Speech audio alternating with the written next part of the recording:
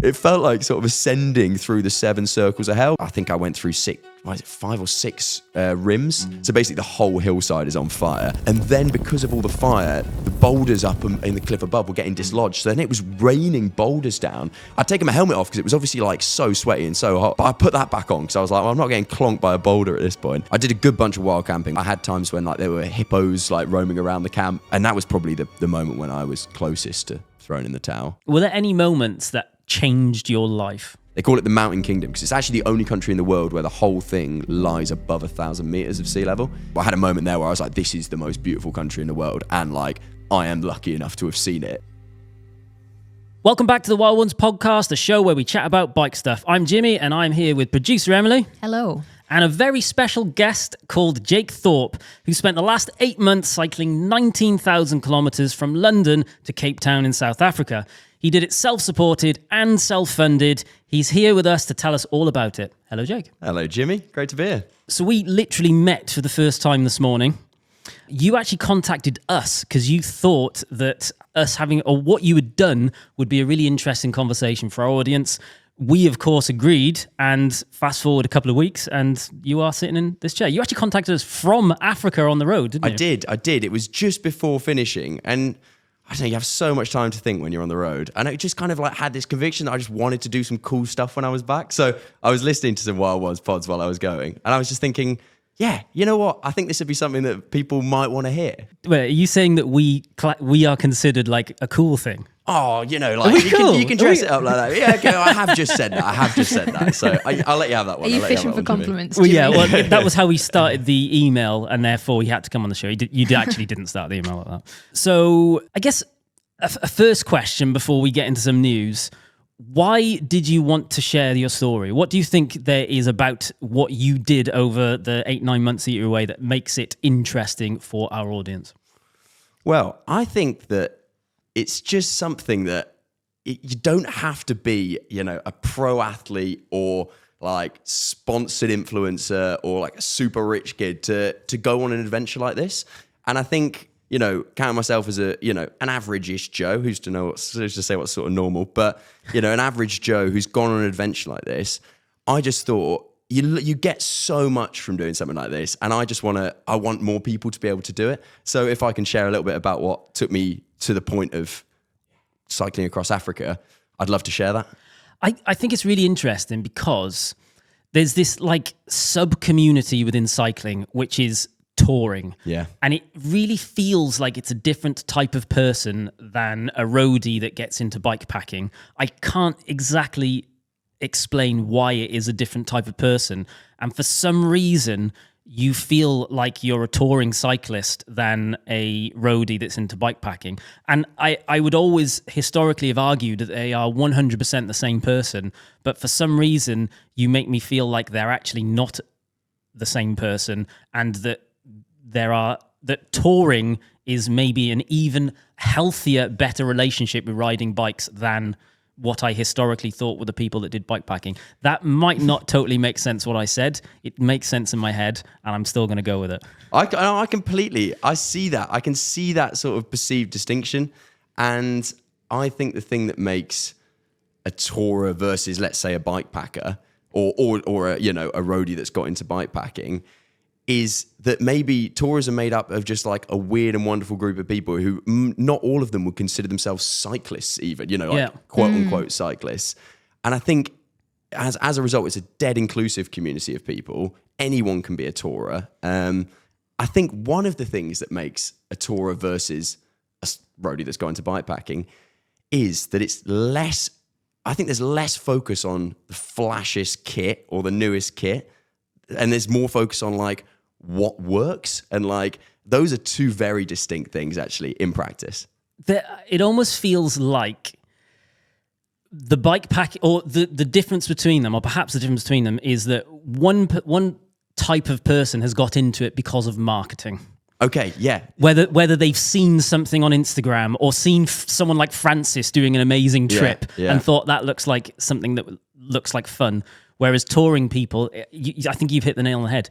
They're not even necessarily cyclists, but they are using cyclists as a medium for being places, going somewhere. And for adventure, I think that like maybe even part of the distinction is like one of the things is all about the cycling, and as a result, you chat about the bike, you chat about the kit, you chat about like, and that is like really the focus of it. And one of the things, the touring side is maybe more about the just destination, getting places. Yeah, exactly. Being somewhere. And like the journey, but not just like the kit or the bike, but like that's just a means of transport for you. And it's just a means of adventure.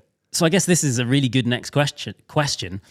What cycling had you done before you'd ridden for 9 months straight? Yeah, I mean, well, I've like always ridden bikes since like day dot. I'd be out on my BMX, riding, playing out as we used to call it.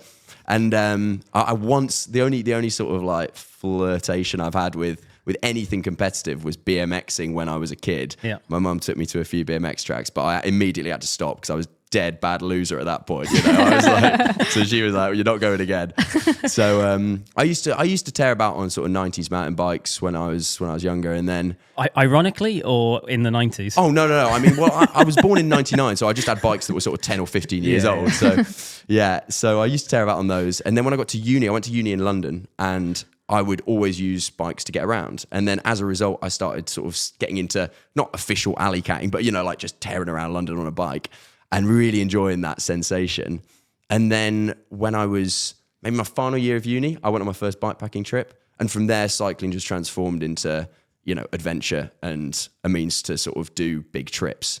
So had you been part of any cycling clubs or any kind of cycling roadie communities or anything like that? Never. I mean, I didn't even own a jersey. This like that kind of basically kept me out. That was my entry fee. It wasn't there. So no, I'd never been part of that. I'd go out riding with a few mates, all at the sort of similar stage of cycling. I had one road bike, but I actually never went on a road ride on that road bike. I used it for getting around town in London, and then when I went cycling for going on a cycle rather than for commuting, that was always been on a gravel bike. So yeah, I've not even owned a road bike to go road riding. Interestingly, you talking about ragging it around London. I've definitely talked before about some of my absolute favourite bike rides of all time are me and Chris Hall, one of our mates who is an absolute massive adventure cyclist. We used to just rag it around London on single speeds with baskets on the front, coffee shop cruising around. And sometimes we'd just be like, oh, should we just go for a cruise? And we'd just be out for like 4 or 5 hours. We wouldn't cover huge distances, but we would just be like, oh yeah, let's go to Dynamo in Putney. And we'd ride out to Dynamo. Oh, let's go Brick Lane. And we would just go Brick Lane and we're just rushing around the traffic and having an absolute blast. I love that type of riding. It's so pure, isn't it? Because I think you've also hit the nail on the head of like, that's cycling for like getting around, but for just the joy and the sensation of that being your method of transport. And that's what touring is, so that's just touring on a small scale. So last question in our substantial intro. Why did you want to do such a big trip? Because ultimately what you did is a lot of distance over a long time. How did you go from using a bike to get around London to riding to South Africa? It's a very good question. I think that the thing that was a motivator for me to do a really big trip was just to like really push the comfort zone. So I'd lived in London for about 7 years, and I'd spent most of that time trying to get out of London and trying to go on sort of these like micro adventures, going out climbing or whatever at the weekend, or going out cycling to Surrey Hills. And I think I was just at a point where I wanted to go on an adventure. I had like a real energy for adventure. And when I realized that was going to be a bike ride, it was like, well, it's not going to be a short bike ride. It's going to be a long bike ride. In fact, I had two things that I wanted to do. I wanted to sort of ride from the door, and I wanted just to connect up the world a little bit. And I wanted to do like a straight line as opposed to like a loop or an out and back. So yeah, when I drew that was why it turned out to be such a big bike ride. So we'll take a deep dive into Jake's travels and his top tips of touring and his essential kit in a bit. But first, we should probably jump into some news. Have you got some news for us, Emily? I do, yes. So what has been happening this week? Well, a professional cycling team is under investigation by the UCI after it was revealed staff glued fake UCI compliance stickers to unbranded open mould bikes bought from China. So if you don't know, these are the stickers that sit on the seat tube of most modern road bikes. They basically signify that the bike has been formally checked over and approved by the UCI for use in events and races. The main purpose of the scheme is to just make sure that no one's getting any unfair advantage, but they also do checks to ensure the safety of riders as well. So for UCI races, you must have a bike that has been approved and has one of these stickers on. However, an investigation by Cycling Weekly found that British men's team St Piran broke UCI rules by applying stickers to unbranded bikes that had not formally been approved. So sources told the magazine that team boss Richard Pascoe arranged for counterfeit UCI compliance labels to be applied to the frames and then lacquered over with clear nail polish. Which is quite outrageous, isn't it? It's understood that riders challenged Pascoe on multiple occasions regarding the legality of the frames. And team members used the bikes in multiple races in the 2022 season, despite some allegedly raising concerns over the safety of them. So Cycling Weekly say their concerns were ignored and that the riders were simply accused of mourning. But last week, after the story broke, Pascoe put out a statement saying, after a detailed inspection, we can confirm the unbranded frames were not compliant with UCI regulations process. However, he told Cycling Weekly, St Piran acted on the advice of the manufacturer and the external expert and understood they were in line with UCI regulations at all times. It appears that this advice was incorrect. We now have reported this to the UCI and will abide by their ruling. The frames complied with all ISO standards and the geometry and design met UCI regulations, so no advantage was gained in any way. We feel reassured with the internal changes in personnel and structure made since this time. We now have a robust checking and quality process in place. And it's now been confirmed that the UCI has launched an investigation into the matter. I think I saw as well that, so in 2022, St Piran, is that what they're called, St Piran? Yeah. They had a falling out with Lapierre. Yes. Because the bikes were, they claimed that the bikes were like breaking and not working and they were having issues with the bikes. And then they ditched Lapierre, well, perhaps ditched Lapierre, we don't actually know, and then got these Chinese ones that then also had complaints. It's interesting that there's a suggestion that the riders were complaining about these not UCI compliant bikes, and he said, get on with it. But then he was willing to have a big complaint with Lapierre about something about bikes not being good.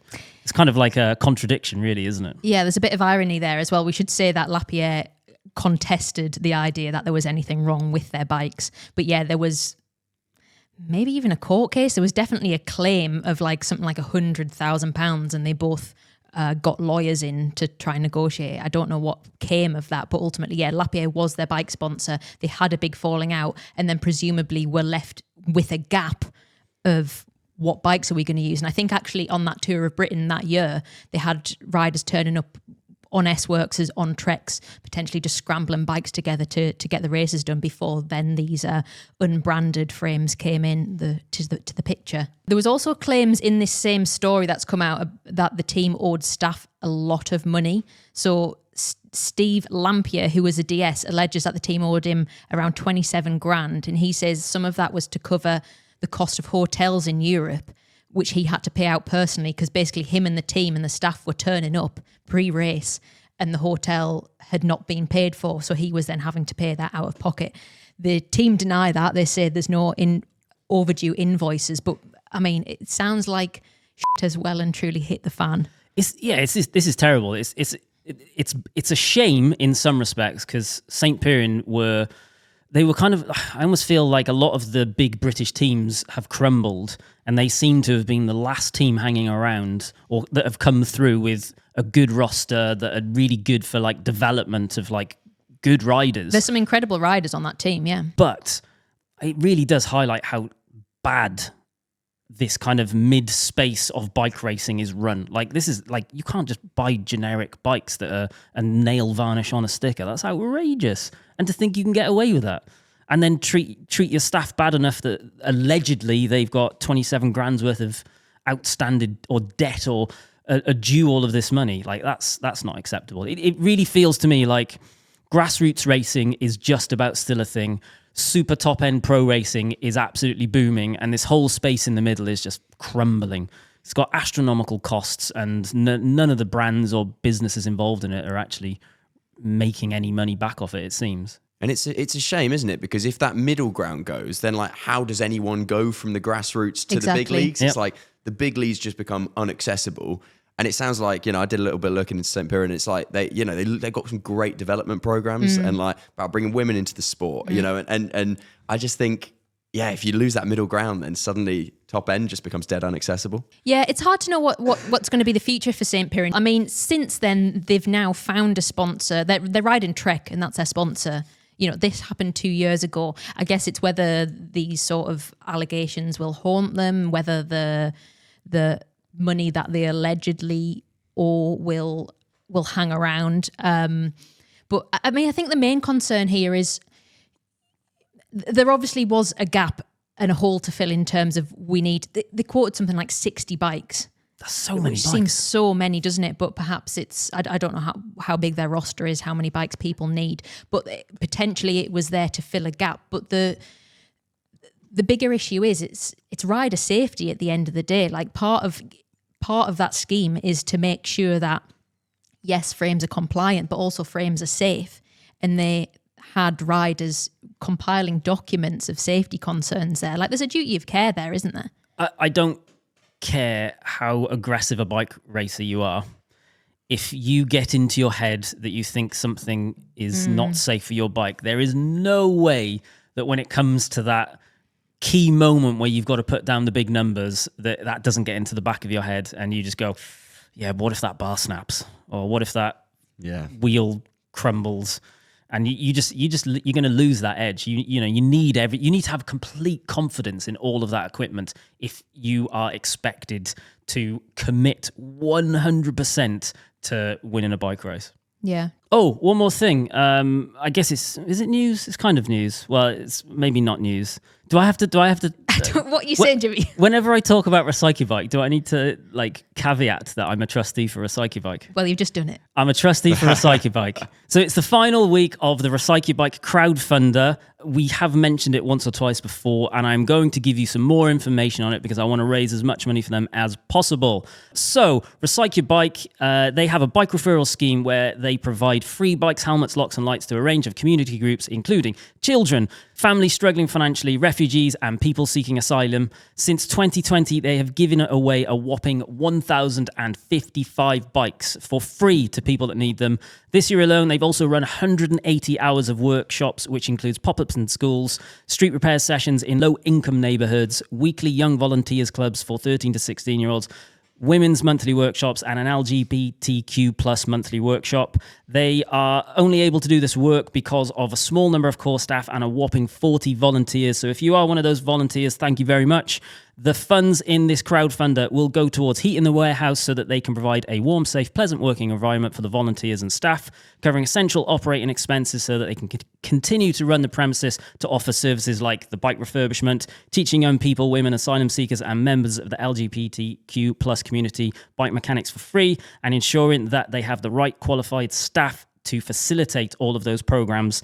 With the crowdfunder, Aviva are also currently matching up to £250 per donation. So if you donate a fiver, they actually get 10 quid. So now is the best opportunity to chuck them some money if you have something available. Even if it's a coffee, chuck them 2 quid. If we can get 100 people to chuck them 2 quid, we've generated a load of money for the charity that can do good. They're based in Biker, which is, like Biker Grove, a small area just outside Newcastle town centre, and they do some amazing stuff. So if you are in a position that you can donate, please do so. It would be very much appreciated. And also thank you to everyone who has already donated. There was definitely a lot of donations came through after the last push about it, and I noticed a few people mentioned that they were there from CADE Media. So thank you very much to everyone who's already done that. I will leave a link in the description for anyone who wants to do that. They're currently on £10,256.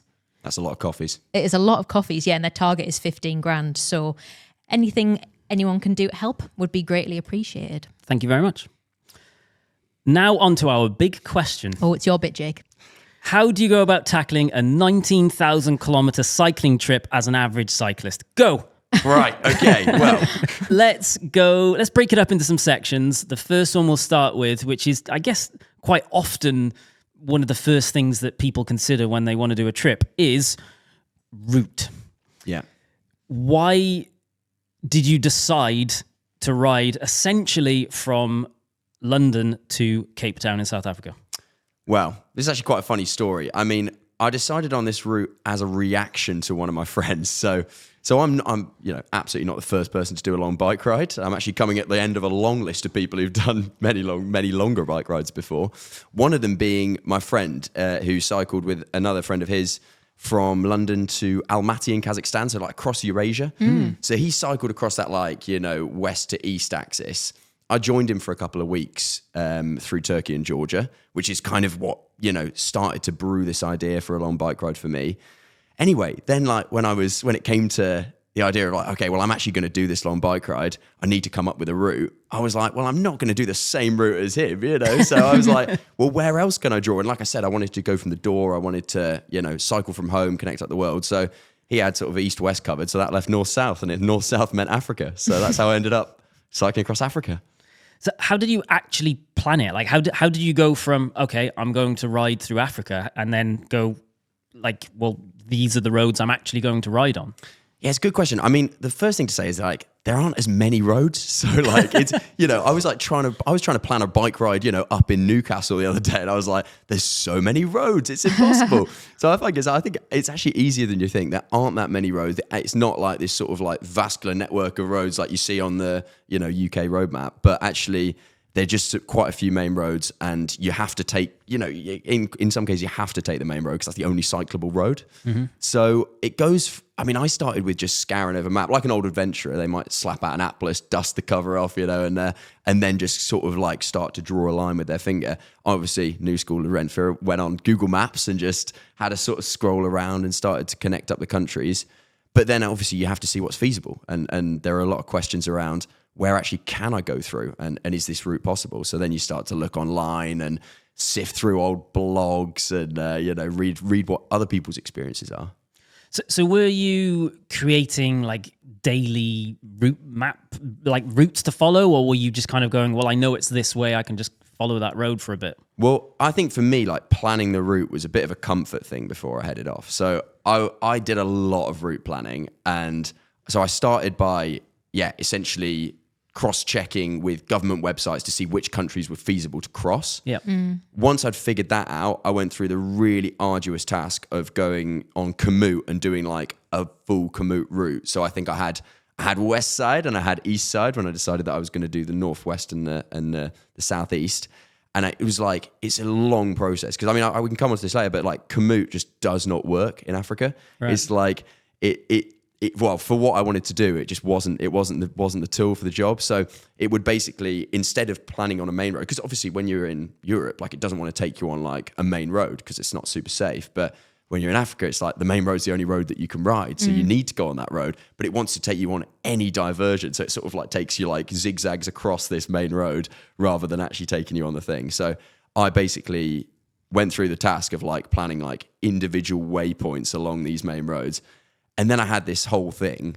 And then from there, I basically I used the tool, which is a really great tool on Komoot, where you split it up into days. And so then I'd have an idea about exactly how long it might take and kind of a rough time scale. But then when I got out there, I just basically threw that all away. And, I had an idea. By that, I'd kind of done the feasibility check. Yep. But then I threw that all away and kind of started planning more a week in advance. Okay, these are the routes that I'm going to take. Did you have predefined stops? Yes, I did. So I had to kind of work around those. They were sort of definite bits. So my partner was coming out and visiting me at several points. So I knew that I had to be, in the Gambia by mid-March, for example, or, over in Tanzania by sort of mid-May. And so from there I could start to do a bit more of a sense check about, is this section possible in that time? So again, on the route side of stuff, so you said you went on the websites of various countries to check what was safe and not safe. Were there other things that you considered as part of that ride? And I guess it's more than just Africa, because I guess you rode from London to Barcelona and then down. Did you go from Barcelona further down? Yeah, so I went from Barcelona down through the south of Spain, and then I crossed over. with a ferry from Tarifa to Tangier. So what other did you have to, or did you think about things like wildlife? Is it safe for me to be somewhere on my own? Do I need to be able to have a method of communication or a local SIM card and things like that? Did you look into that kind of stuff, or did you just kind of wing it? Did a lot of research around it. Essentially, it does take a bit of blind faith, though. You know, like on the animal side, I remember before I left, I actually was having all these like crazy dreams that I was like suddenly like, having all these wild animals coming and chasing me. But actually, like it takes a bit of blind faith and you know, on those kind of things, when you're out there, it's actually a lot better than you expect it's going to be. Like all your fears, like by definition, can't be realized. So all the things that you worry about, like a few of them might happen, but they can't all happen. And I did get in touch in terms of like the logistics of the thing. I actually got put into a group. This is really, really great for, I think they exist all over the world, but there's like WhatsApp groups of people who are out there at that time or have previously done some bike touring in different parts of the world. I had no idea this existed, and it was an absolute savior at different points. So it was like a West Africa one and an East Africa one. So I was in both of those, and you can just ask people and people will be like, oh yeah, so, you know, the visa, you know, so like visas, for example, that's a major consideration. And you just like, it's a minefield. It's an absolute minefield. So there was one in particular, the visa for Côte d'Ivoire, that you can't get online, so you can't do an e-visa. But what you have to do is you have to go down to the embassy in Conakry, in the capital of Guinea, and that's like a 500k detour from the route that I was doing. But you know, I just had to ask people online. I wouldn't have known that otherwise. It's really hard to get. You know, I found it really hard to get the information just online. But yeah, so people can help you out with the specifics. And do those kind of things not worry you? Yeah, you just can't, or did you just kind of go, well, it just is what it is? Well, they worried me before, but when you're out there, it just is what it is, you know? And so I think that's almost like one of my biggest tips is just like, don't get too caught up in the worries of it, because like you can worry yourself out of the idea basically. And like when you kind of got the energy for adventure, just like capitalize on that and basically, you know, make sure that you get that first step done, make sure that you're sort of like too far gone, and then, you know, then worry about it all. But like actually when you're out there, the worries sort of, they slip away. What was the actual route that you took? What did it look like? So I'm thinking I might, if we can work it out, try and put a map on screen. Yeah. But for people who are just listening on audio, can you kind of describe the countries that you went through? Yeah, definitely. So it was a trip of sort of 3 sections. So the first section was riding from London and crossing with ferry to the Netherlands, and then sort of zigzagging through Europe. I crossed into Switzerland and went through the Alps, and then I looped back round through the south of France and crossed the Pyrenees and down to Barcelona. In Barcelona, this was actually just a kind of timing thing, because the other thing you have to be conscious of is the seasons. So for the seasons, I wanted to go through West Africa from about January. So I took a break at that point. I left my bike in Spain. I flew back because the 90 days, had a Christmas at home, and then flew back out to Spain. So then the real sort of continuous trip started from Barcelona in January. From there, I went down to the south of Spain. I crossed into Morocco. I went right around the coast of West Africa. So that was Morocco, Western Sahara, Mauritania, Senegal, the Gambia, then into Guinea, and then down to Ivory Coast. And then from there, I packed up my bike and I flew across to Tanzania, where I unpacked everything, got back on the road after a loop around Zanzibar with my partner. I then went over up into Kenya, into Uganda, into Rwanda, then back down through Tanzania, into Malawi, Mozambique, Zimbabwe, and then down through South Africa and sort of cross back over to the west. Wow, that's amazing. That is properly amazing, isn't it? That's a real list. I like that you were comfortable it not being a continuous line. Yeah. Because I think, again, this is something like this idea of bike packing versus touring. A bike packer would be like, well, you haven't ridden across Africa. Exactly. And they were like, no, you haven't done it. And then a tourer would go, so what? So I had an amazing time. I've ridden in a lot of Africa. Yeah. This was a big part. This was a big part of the adventure. Like something that I thought about a lot on the road. And, you know, truth be told, like before I went, I was a little bit shy about that fact. Because you know, at one point I had wanted to cycle the whole west coast of Africa. And then through conversations with people in this WhatsApp group, I just found that a couple of the countries there, people were having a really hard time. You know, they're being held up at gunpoint or like there are things in it, you know, in countries that were just not particularly stable at the time. And I just thought, look, this is a risk reward thing for me. Like, I don't need to do an unbroken line. But I was a bit sheepish telling people that, because when they say, well, honestly, everyone wants to jump in and say, well, you didn't quite, did you? Well, I'm the opposite. I love that it wasn't a continuous line. Yeah. Well, and actually by the end, I could completely sort of like came to terms with this whole thing, because I was like, if people are picking up on that, then they're not quite getting the point. So arbitrary, isn't it? Yeah, it's so arbitrary. And so by the end, I came up with this phrase, which I really like, which is, I'm not a proper adventurer, but I've had a proper adventure. Which is like, a proper adventurer would dip their back wheel in the sea in northern Morocco and their front wheel in the sea at Cape Point, and they would absolutely call it a failure if they didn't do every inch by bike. And those people exist, and credit to them, because that's difficult as well. So credit to them, but it's just different styles. Like, I would consider that like, proper adventuring, but quotes. But for me, like, I had a proper adventure, and there's like no way to take away from that. Like I say, like, if you're holed up on just those specific bits, like, that's not the spirit of it. You're kind of missing the point.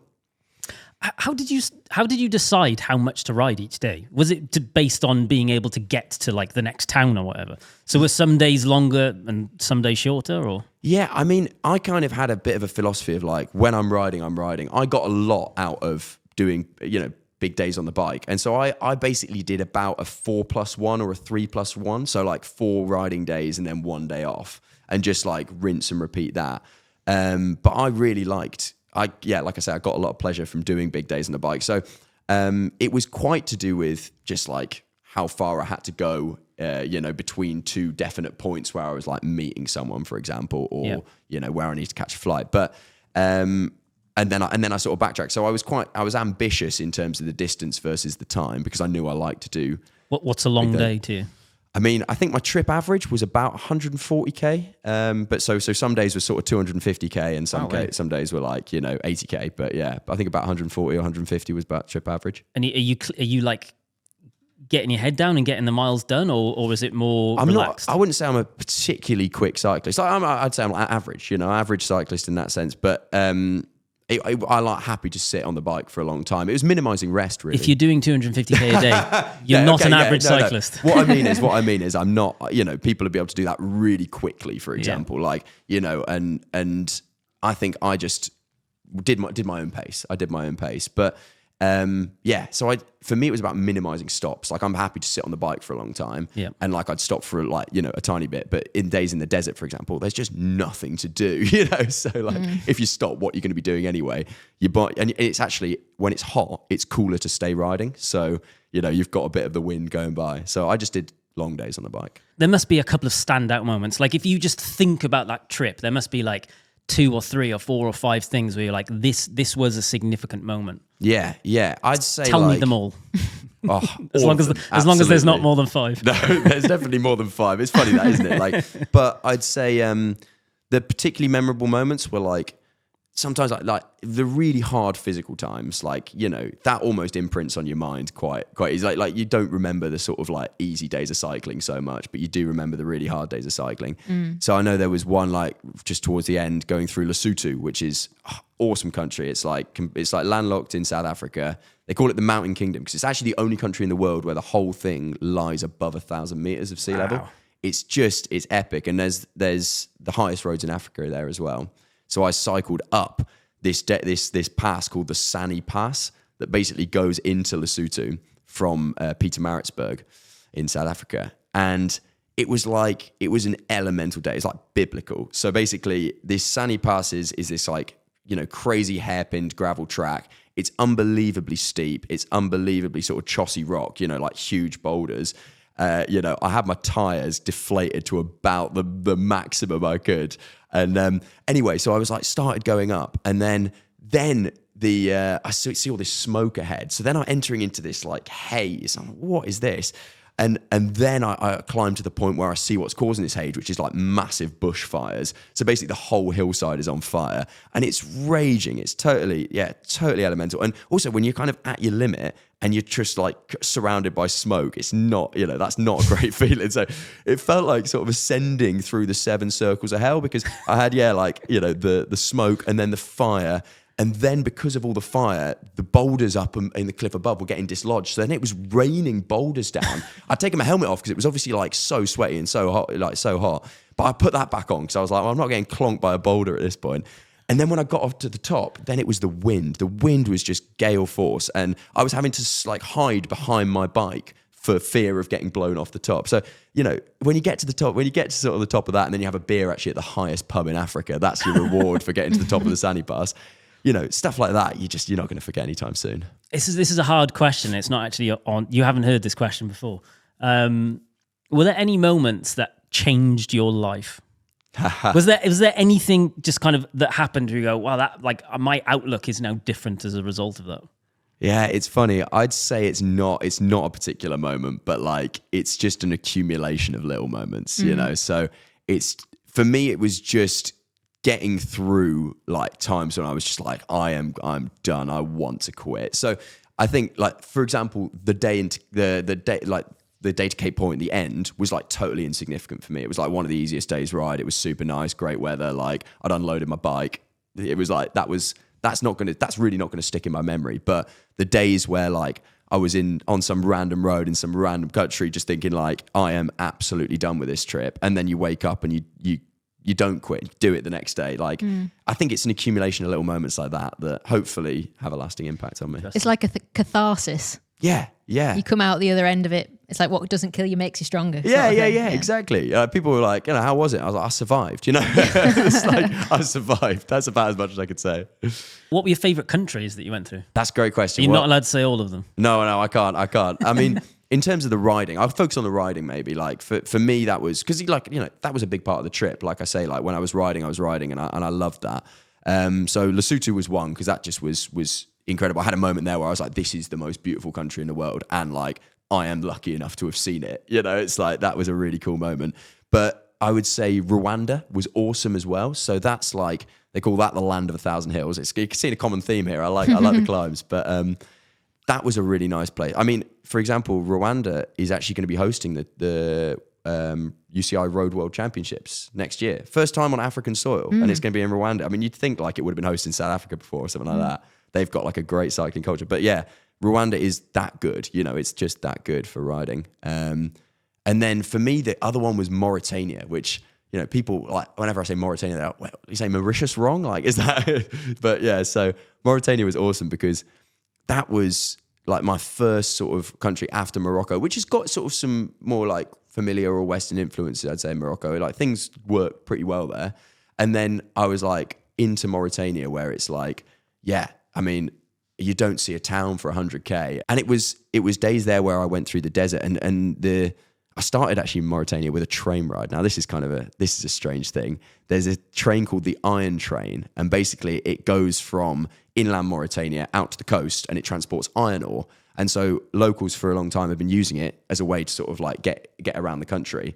For a while, I think it was the world's longest train, about 200 carts. But essentially you can get on there, you can ride it atop the cart. So either if it's coming from the mines out, you ride like on top of the iron ore. And then if it's going from the coast in, which is the way that I traveled, you're riding like in the belly of the carts.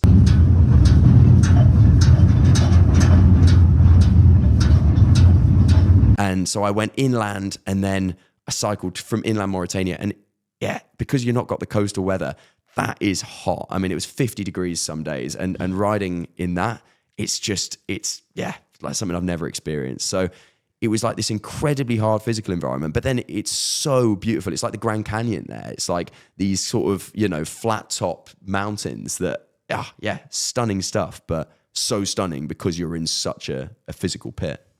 I'm really enjoying, I think this is going to be probably our best audio podcast ever, because I'm really enjoying like trying to visualize all of these things as you're explaining them like so nicely. Yeah, you also have a great voice for radio. Not a face for and radio. Face, and face. No. Just the voice. Right. Did you get was there any major disasters? Did anything really significant happen that caused problems, or did you have a good run? I mean, I think on the whole, I was really lucky. I think, the thing that matters most is like your sort of your health or your fitness or your, like that stuff. At the end of the day, like kit and everything like that, that's, it doesn't matter if you're in good health. So I think for me, like I had one period of about 2 weeks in Guinea where I got some sort of like got ill from some water. And I mean, it's pretty bleak. Like you're spending your time in like local sort of provincial health centres, which not where you want to be spending the night. But you know, that was sort of expected. It's going to happen at some point. But I was really lucky on the health front, injuries wise as well. I didn't get any injuries along the way. And that was something I was worried about before going out. But I'd say the major setbacks for me were like mostly mechanical, really. You know, that like I think I went through 5 or 6 rims when I was out there. So like sourcing rims or wheels basically, you know, to fit modern standards in the middle of, you know, some African countries is just it's impossible. So like then dealing with all the logistical side. For me, like I came out of the trip and I was like, almost like the riding was the easy bit. It was all like the logistical side, which was actually, that's the thing that I'm not so suited to. And that was really tough mentally because it really takes you out of the trip. And it also begs the question, like, is it time to throw in the towel? You know, like how much resource am I going to sink into this? Like, is it worth it? Like, you know, what point do you pull the plug? Like stop throwing like, you know, good money after bad or whatever, you know, and so shipping some of the wheels out, like honestly, it's an exercise in acute patience. How did you go through that many rims?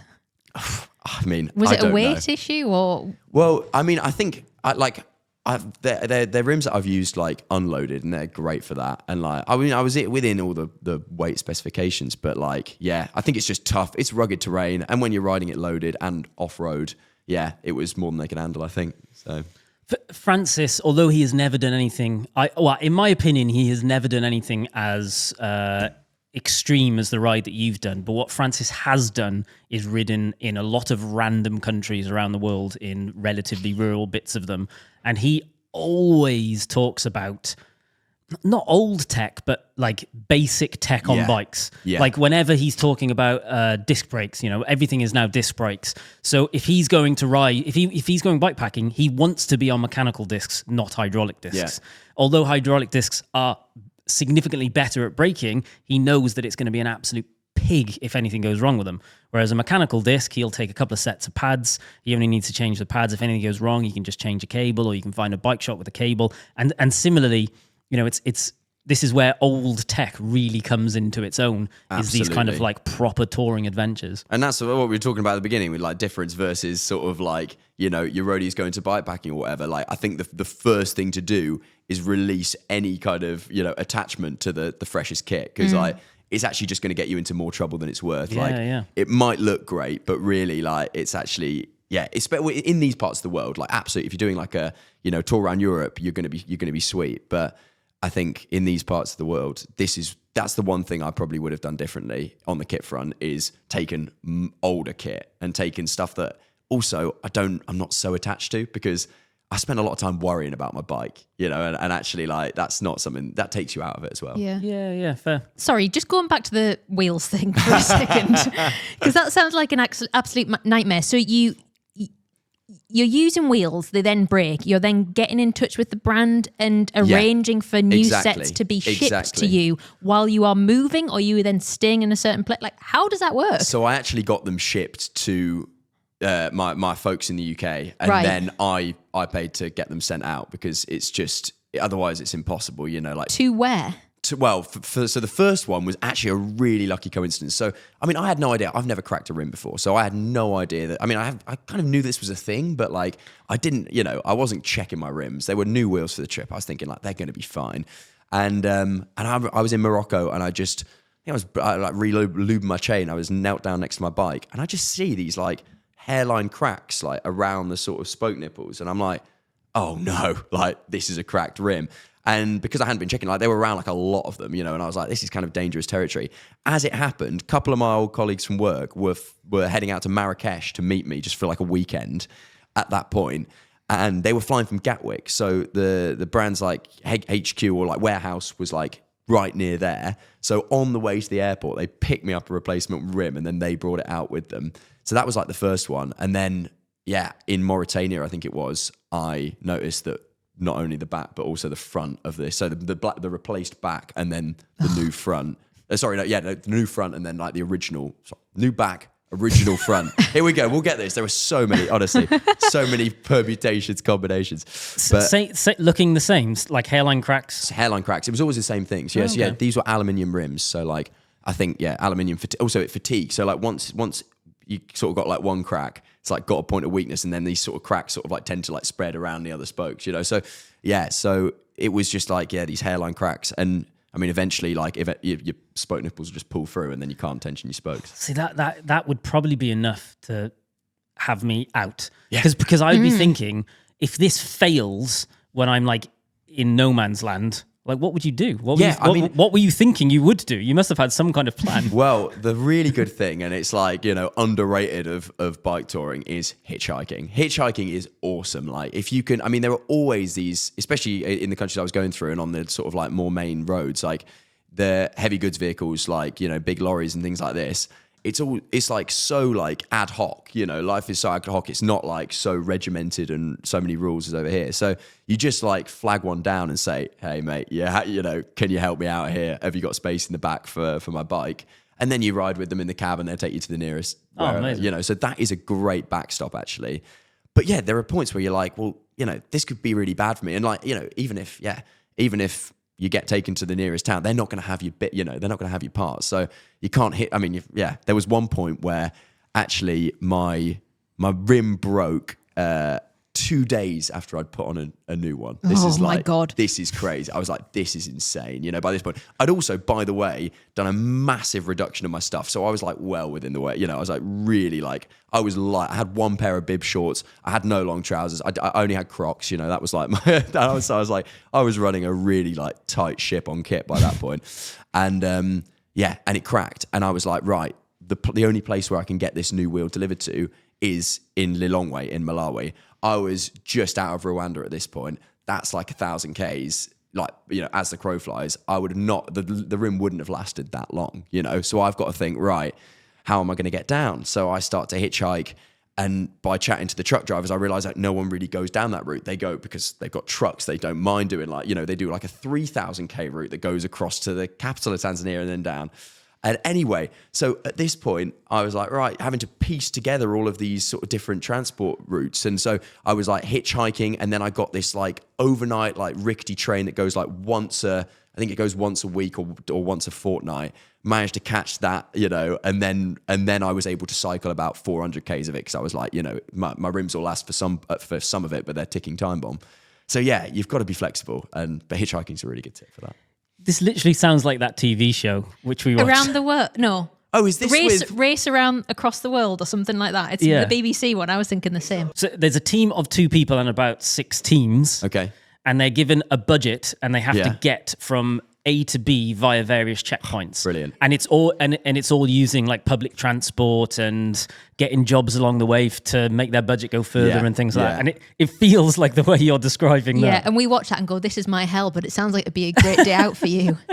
You should go on that show. You'd probably win it. I love that. That'd be great fun. The wheel brand that you used, I would say anecdotally has maybe a slight reputation for things going wrong with it. However, I hear their customer service is very good and makes up with it. Absolutely. I mean, are we going to say? It's Are we going to spill the beans? Yeah. So it's Hunt. So I mean, I've got to say, like, I came out of this with just like a real love for the team at Hunt. Like they were really solid. Like you can tell that they're all cyclists. They care. You know, they really care about how the trip's going. It was just unfortunate. Like it was just unfortunate that it just, you know, that bit of kit wasn't up to the job that I was putting it through. So, the customer service was awesome. They were very kind in replacing all the wheels. But it did then also lead to the problem of like, but actually like at some point, I think I need a different set of wheels. You know? So they were replacing the wheels. And at one point I just decided, look, you know, I'm just going to cut my losses and buy a different set. Yeah. So then I went for like entry level DT Swiss wheels, which were absolutely bomb proof. And I put them through like the ringer as well, you know. So you were riding chunks of this just completely on your own. You weren't riding with like a friend or anything. Well, it was really good because there were pockets where I did have company. So it was like, and actually, so I set off, and for the first stretch, I wrote my sister's boyfriend in to come and ride with me and like, you know, see me through Europe. I mean, that was it was absolutely, I really felt bad for the guy because he'd basically accrued all his annual leave to throw into this like 3 weeks of cycling, and it rained for 3 weeks. I think we had 2 days where it didn't rain, but it was like utterly miserable. A great training for me because I was like, it can't get any worse. Terrible holiday for him. So we did that, and then I remember when I was back, like I say, I did that first section of trip. It was almost like a bit of pre-season training, or like a bit of a first lap, and then. After that, I was at Christmas parties, like sidling up to people, like nudging them, like, hey, you got a bit of, free time in January. Do you fancy coming and joining me for a section? Because I was just dead scared to be on my own. Like, I was like, it feels really out there. It feels really exposed. So I managed to sign up one guy who'd not done any cycle touring before. And a guy called Doug, he came and joined me for 2 weeks through the south of Spain. But then I met my partner in Tangier. So like then I had 10 days of still company. But I remember like, that feeling of pedaling away from Tangier, and I was like, oh no, it's finally come. I've finally got to ride on my own. And so then through West Africa, that was sort of like 4 months of basically solo. I did happen upon a couple of people as I was going, which was really cool because it like, there aren't that many people cycling in Africa. I was basically like an echo. It felt like I was living in an echo chamber of, I thought everyone was cycling in Africa. Actually, I just knew everyone who was cycling in Africa, And, but yeah, so I did link up with a few people along the way and gave sort of like a great view into how other people tour as well. But then in East Africa, I had company where 3 friends, I was dead lucky, 3 friends came out to join me for a month between Dar es Salaam and Kigali in Rwanda. And that was really nice. That was like a change up. But you also realize like, it's a very, very different experience. And after being used to touring solo for, basically 4 months, I was like, you're dead selfish. You're like, I want to do it my way. You're terrible company, I'm sure. So they put up with me well. But yeah. And then I was thrust unexpectedly back into solo riding for the final 3 months, which was, it was a bit of a shock to the system really. Because I thought the original plan was that for the east of Africa, I'd have company all the way. But due to certain things, illnesses or just like, family things back home, the people who were going to join me had to head off. So at that point, I was like, do I really want to go back to another load of cycling solo? And that was probably the moment when I was closest to throwing in the towel. So why did you decide to do that next 3 months solo? I decided to do it because I just basically imagined what life would be like when I got back if I chose not to. And I thought like, it's gonna, as much as it's not a failure, and I was like telling myself like it's not failure, like you don't, you've done so much so far, like you've already had such an adventure.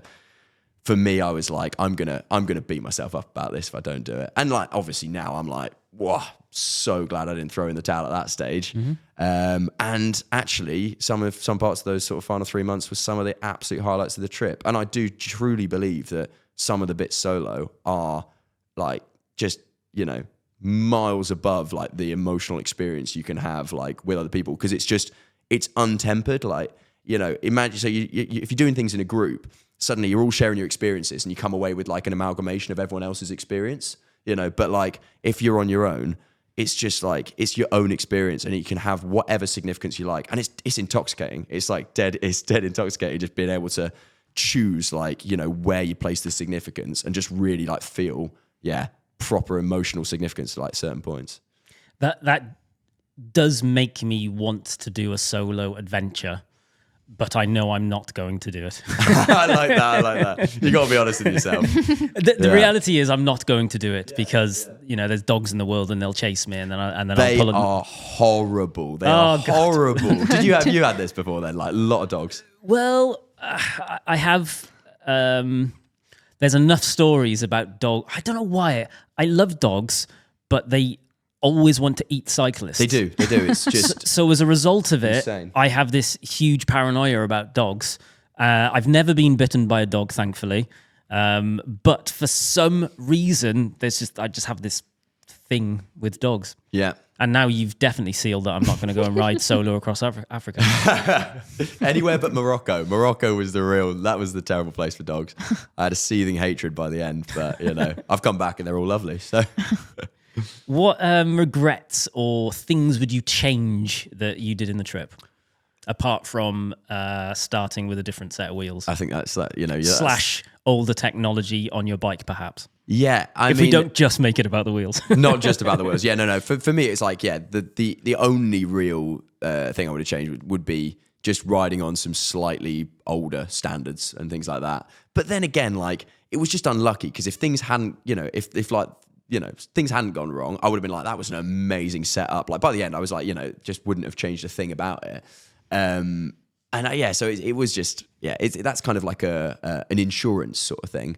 But I think it's hard, I would like, you've just got to experience it. You've got to go out there and give it a go, and like, don't worry about getting it perfect, because like, you only learn. Like if I'd implemented all the lessons that I'd learned from this trip, to the T, let's say I traveled back in time machine, inevitably a load of other challenges would have come up on the way. It's maybe the thing that I would change is just like my approach to those things, and like the lessons that I had to learn were, just to be incredibly, just kind of like let go a little bit, and not try and keep a tight hold on everything, not try and control everything, because so much is outside of your control when you're just like, you're floating, like bobbing like a cork on the ocean or whatever. When you're out there, you can't control everything. So not getting really stressed about it and actually just seeing the funny side of it. But that's so much easier when you've got mates to do it with. Like, it's hard to see the funny side when you're on your own, I got to be honest. What one piece of advice would you give someone that was considering doing a solo, or perhaps not solo, adventure, maybe not even as extreme as riding across Africa, just someone which wants to do a significant trip? What one piece of advice would you give them? The one piece of advice would be just like, really capitalize on that first bit of energy for doing a big trip, and almost do as much of the like signing yourself up for it as you can, like talk to your mates about it, like, make sure that you just take that first step. I heard once this podcast about an ultra cyclist guy called Abdullah Zainab. He's an Aussie guy. I don't know whether you've come across him, but he's got a great philosophy. And he was like, when it was going out on a big ride, or like getting on the bike after like having done a load of riding, he just said the first thing was just like lacing up his shoes. That's the only thing he focused on. And I think I've heard this from runners as well who like to get out every day. But basically, lace up your shoes for the trip. Like, just do the first step, make sure that you're getting out there. And then almost like you've kind of signed yourself up, and then just kind of like release into the fact that you're doing it. Just let it happen. Let it happen. Have some blind faith. Yeah. So were you excited to get back and start the next part of your life, or were you excited to get back and tell everyone about what you'd just done? No, excited to start the next part of my life. I think I don't want, this, although it's been, feels for me like a very defining period of the last year, of course, but I don't want this to necessarily, be like defining the only thing that I've done in my life. I'm really excited to like go on to the next stage. And yeah, I've got a lot of energy for that. It is funny, isn't it? I mean, obviously I'm talking about the trip now, and it's lovely to add some questions, but I'm very conscious I don't want it to be the only thing I ever talk about again. I guess at your age, that is how you should be looking at it. Yeah, exactly. It would be hard to hang up like, that's life done, I've done it now.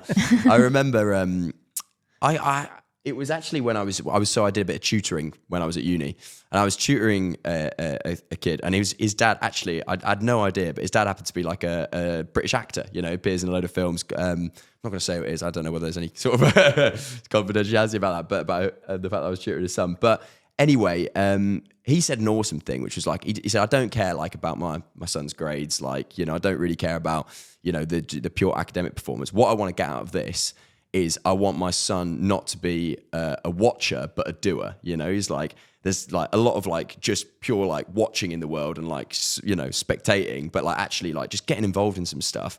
It's like, that's what I want for my kid. And I really took that on board. I was like, I love that. So I think that was a part of motivation for doing this trip, is like, I watched a load of people doing like cool stuff. I was like, well, there's no reason why I can't also do cool stuff. So just like taking that step to action. So yeah, I'm happy not to just also like look back and just watch that trip as, like I've done that and now I could just watch that for the rest of my life. No, I'm like, I want to go and do some more stuff. That leads us very nicely onto how much does it cost to do a trip like this? It sounds like it would be like £1 million.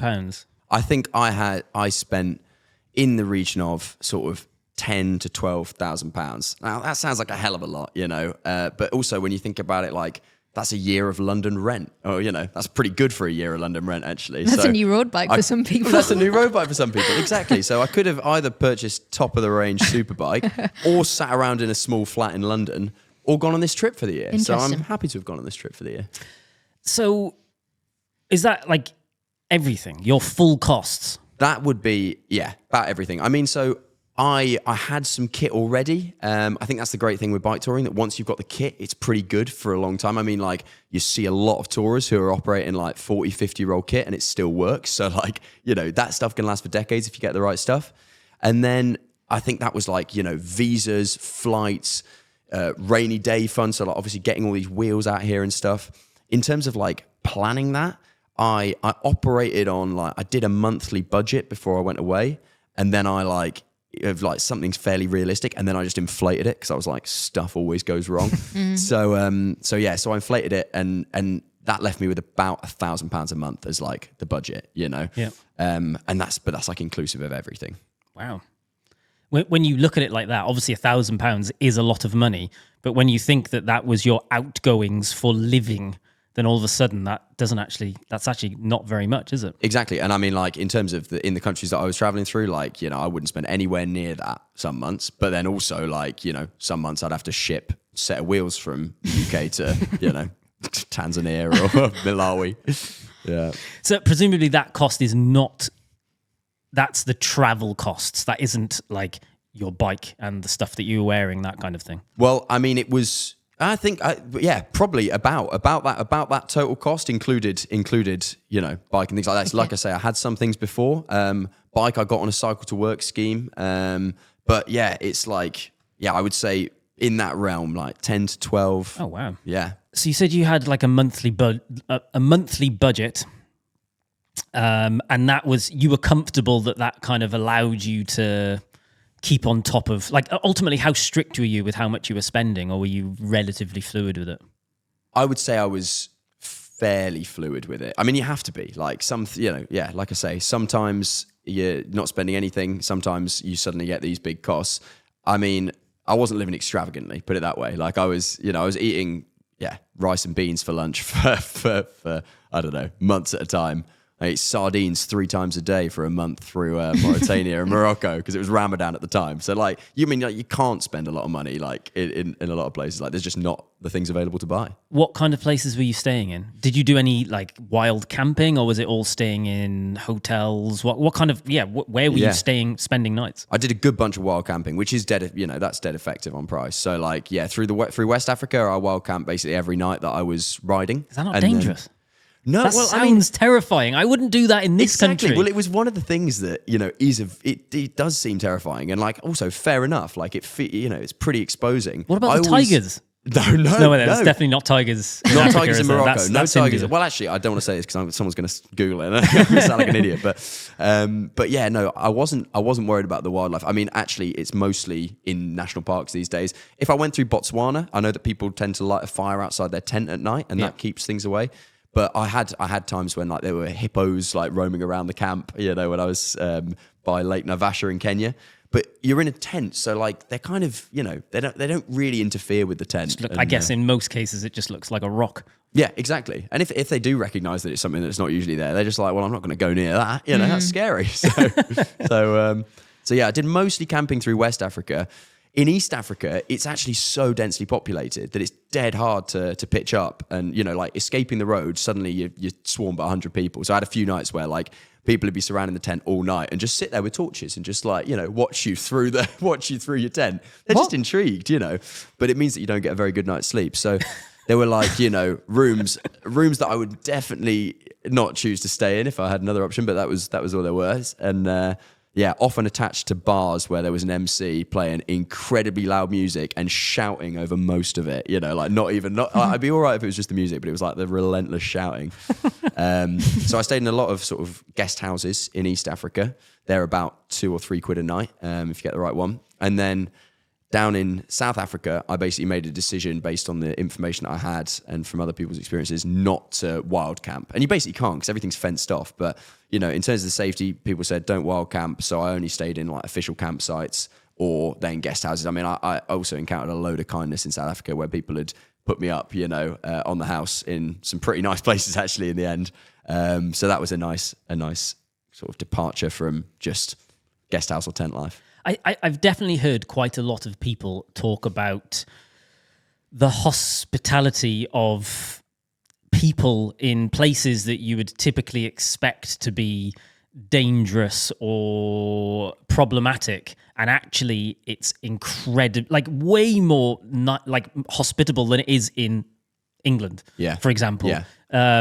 Josh Reed, one of our friends, he rode from China back to Newcastle a number of years ago, and he's got so many stories about being in the wilderness of like Kyrgyzstan and places like that, and someone will find him on the side of a road and they'll go, just come stay with us. We'll have some food, eat with us. It's pretty much a rule, I think, that the less people have, the more they give. That's a rule that I really experienced when I was out there, and it's just humbling. It's humbling because you think, like, if I were in that situation, would I be like a strong enough character to do the same? Would I like have the humanity to reciprocate that? And like sometimes you think like, I don't know, but yeah, a lot of people did, and that was just amazing. Well, I hope the people that did help you gave them something in return anyway. Absolutely. It's a culture of sharing, So like they share what they have and you share what you have, and that's the way it goes.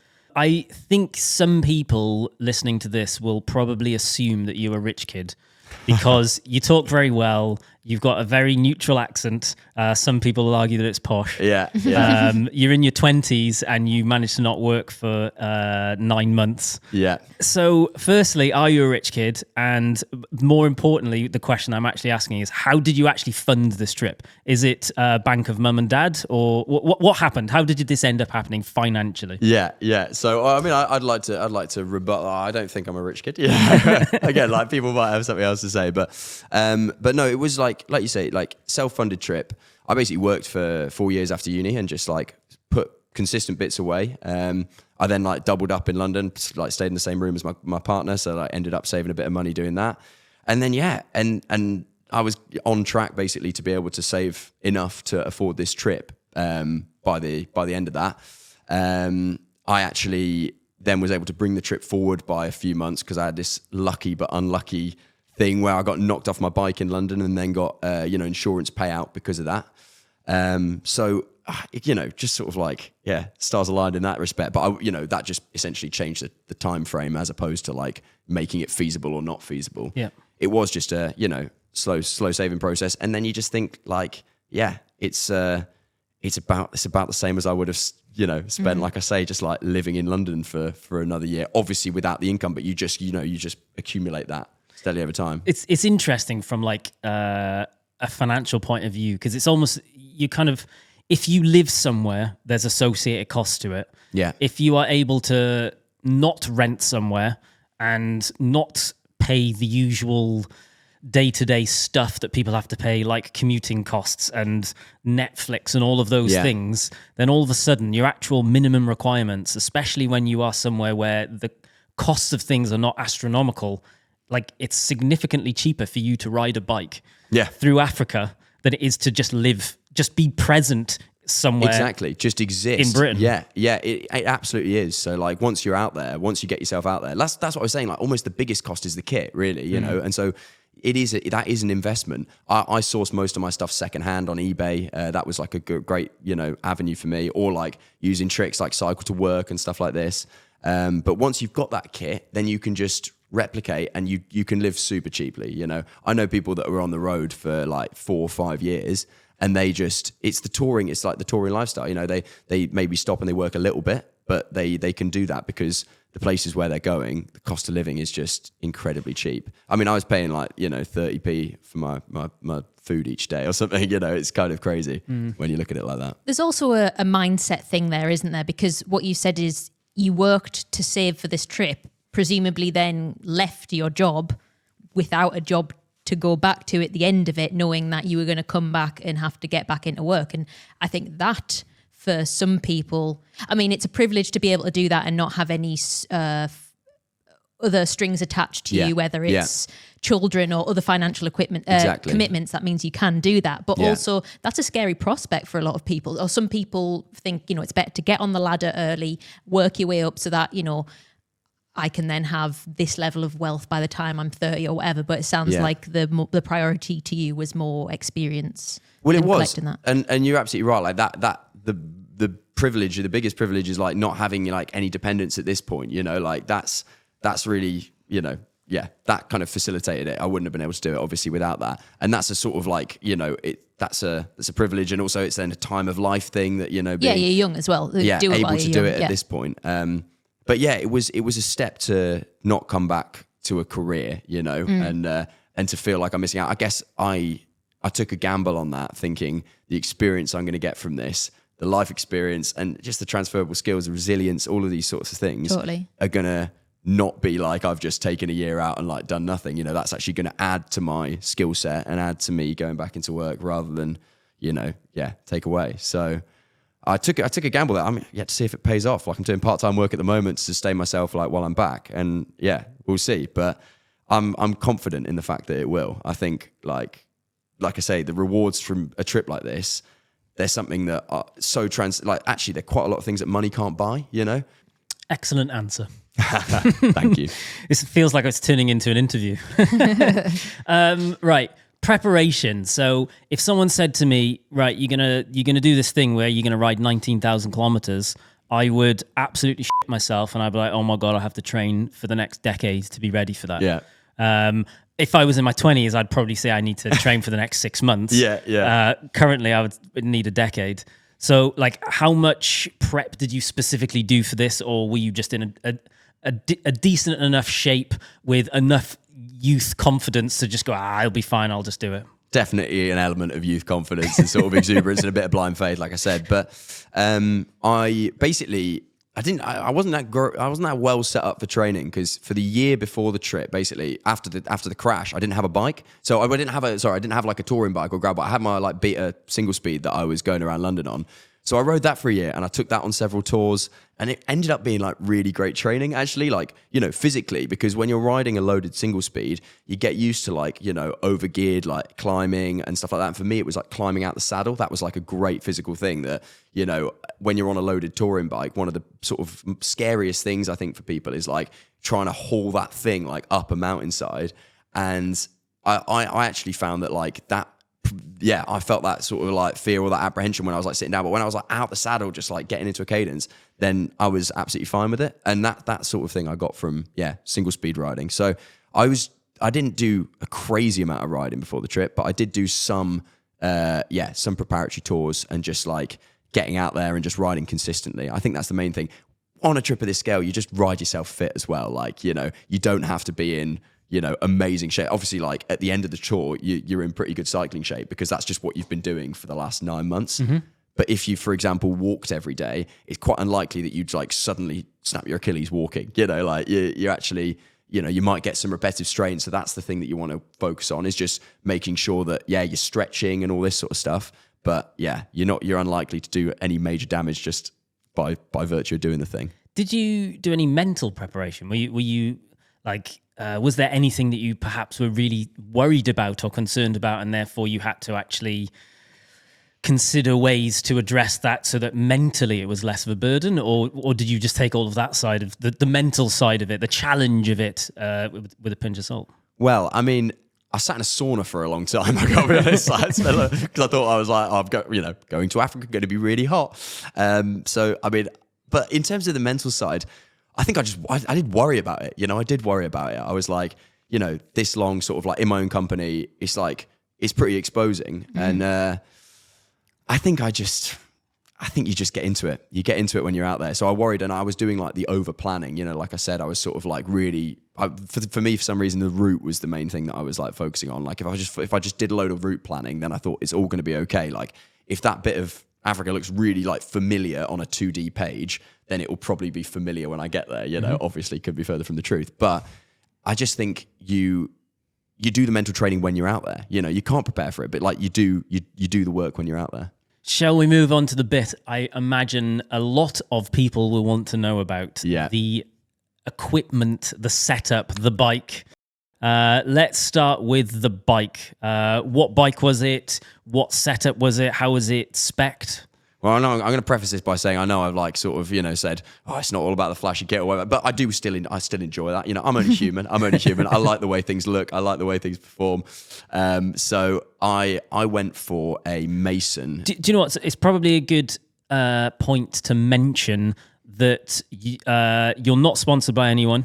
No. All of the equipment that you took, excluding one piece of equipment, was stuff that you bought and chose yourself rather than someone giving you something for free. The only thing that you were given was a pair of sunglasses. Instrumental in the trip. Absolutely instrumental. I'll just go in and say that now. Yeah. So I was a sponsored sunglasses rider. Jokes aside on that, because you happened to know the person that worked for the brand. Yeah, What brand was it? Valon. Valon was the brand, yeah. That no one's ever heard of in cycling before. No, exactly. But after this, going to explode, I'm telling you. So I guess with that now explained, onto the bike. Yeah, so I went for a Mason exposure.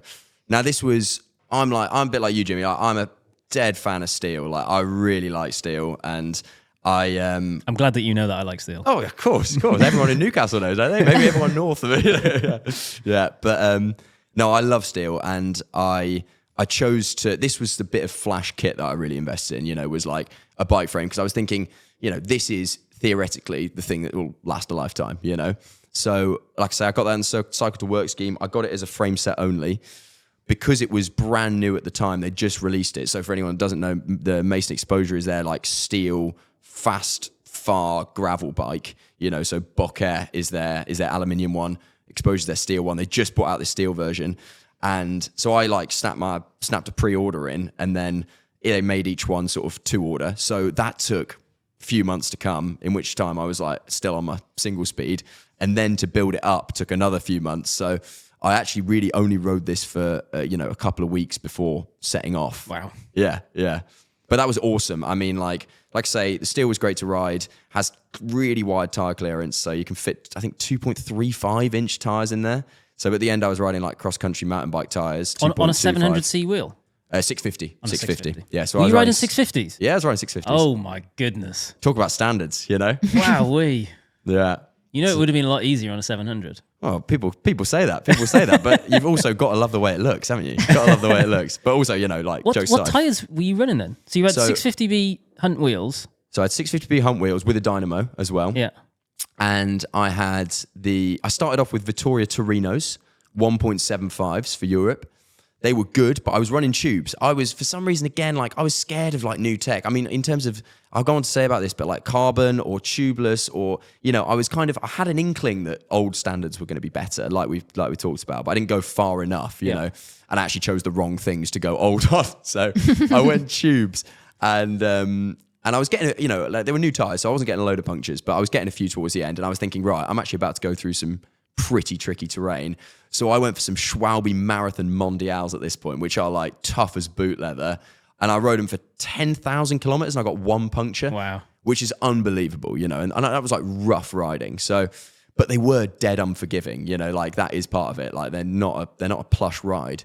So when I got to Rwanda, sort of like Homer cycling, I was like, right, I'm gonna treat myself. So I put on another pair of the Vittoria Torinos, Vittoria Torino Dry, I think they were, which rolled pretty quickly. But again, they didn't have I wasn't running them tubeless, and I just got so many punctures. It was a minefield of punctures. I mean, there was a time when I was getting sort of like 5 a day, I think. You know, it was tough. And I was fixing them all, of course, because like you've got a limited amount of tubes. So anyway, at that point, I knew I was going to do a lot of sort of like gravel down in South Africa. So then I ordered, and because it's in South Africa, you can order from online bike shops by that point. So I wasn't having to like ship stuff from Europe or anything like that. So I ordered some a Schwalbe combination of cross-country mountain bike tires, a Racing Ralph and a Racing Ray, I think. So they were 2.25, and I ran those with tubes for a bit. Again, I got an unholy amount of punctures. And then I finally set them up tubeless, like with about 1,000 K to go. It was like way too late.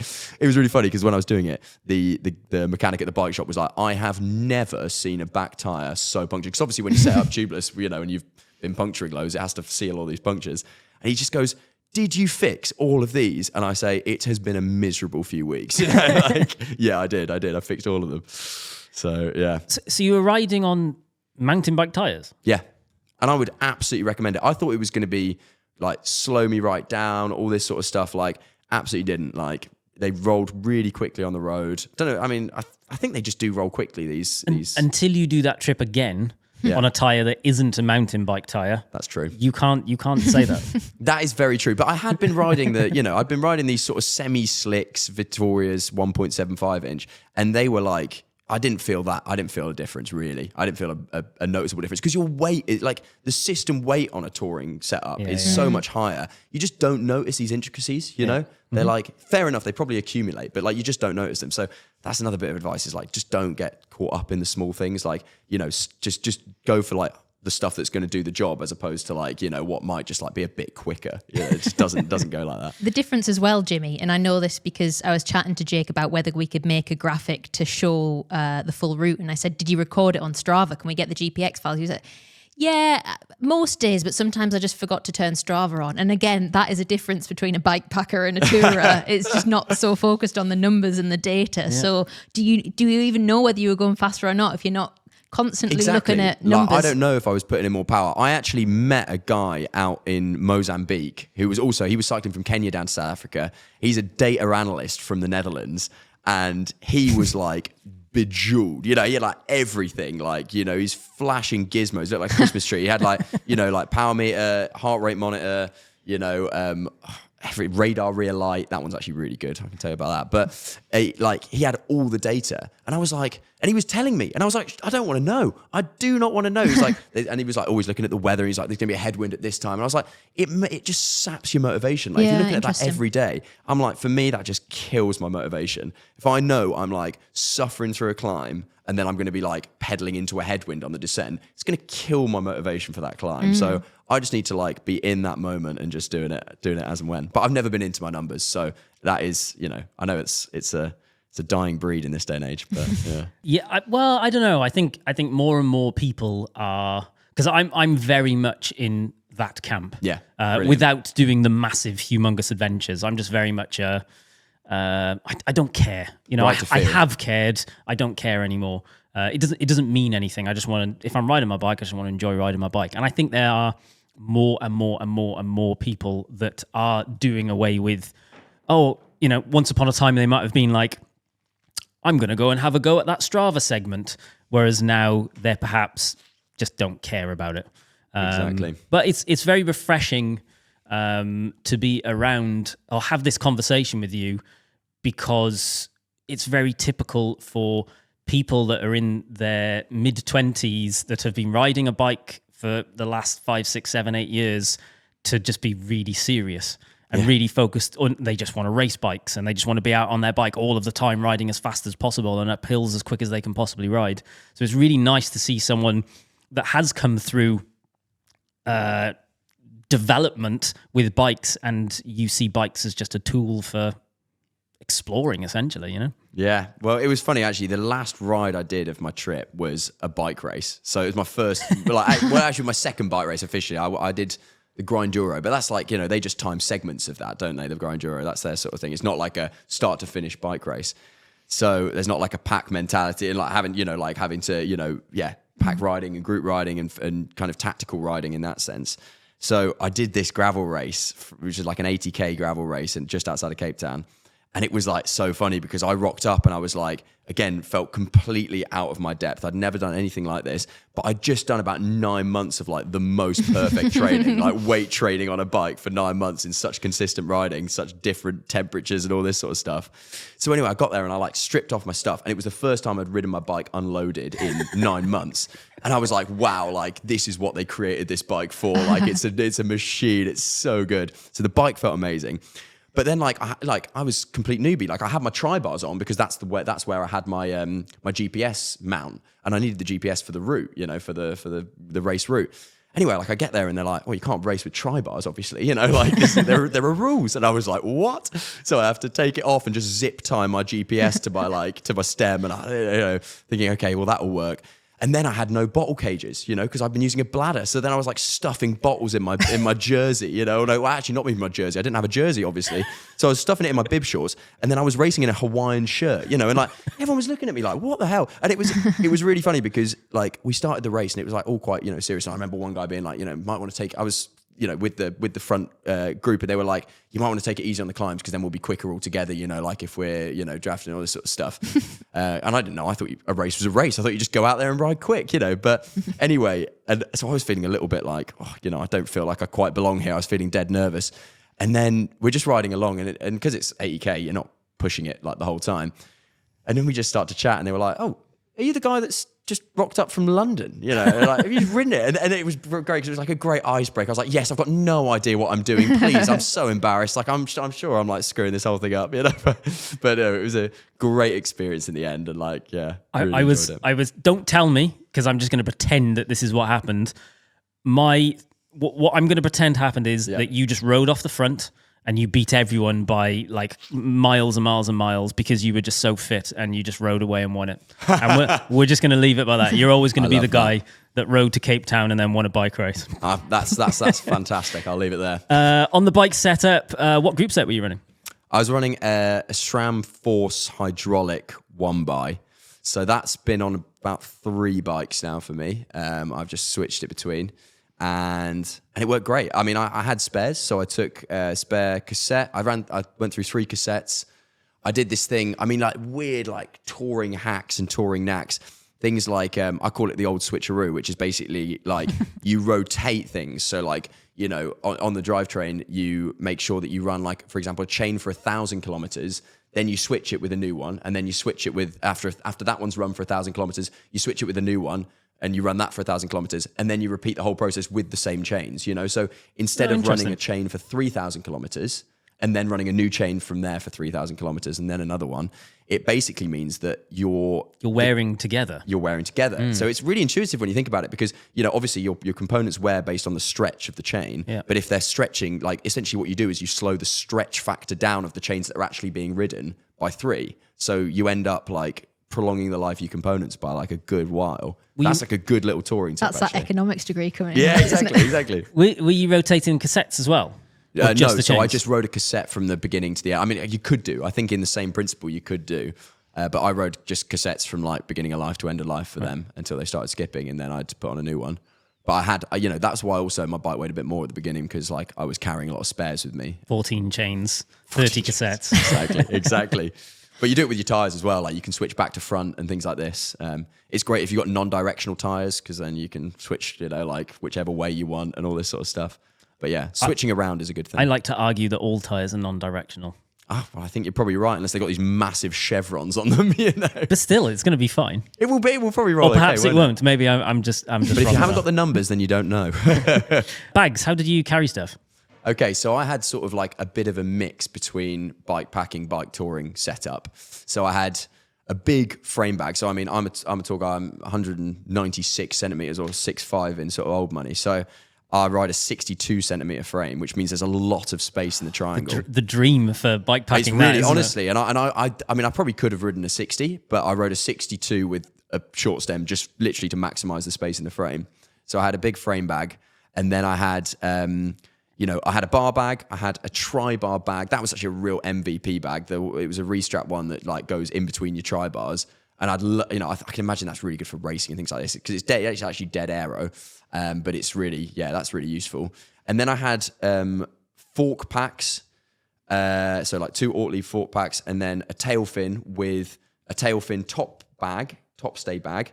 But then I had the alloy arch. So that has mounts on it. Mm-hmm. So then I had 2 more Ortlieb sort of fork packs mounted to the back. Got you. So it was like mini panniers and then quite a streamlined sort of centerpiece of bike packing bags.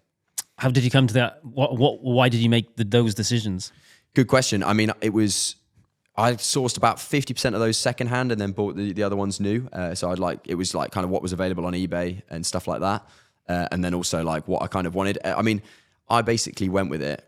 When I was going through with the people who were coming out to join me, like what they should bring, I had basically 5 categories, which were like, I remember the first one was stability. So it's making sure that the whole thing is stable, that it doesn't like, because at the beginning when I started the trip, it was like I had a speed wobble, right? And it was because I had too much weight on the back, and actually you want to put weight to the front. Counterintuitively, you like more weight on the handlebars makes them more stable. I don't know, counterintuitively for me. So stability was one thing, but basically it was all about like, and then it was weight, and then it was accessibility, and then it was aero, and then it was steez. Does it look cool?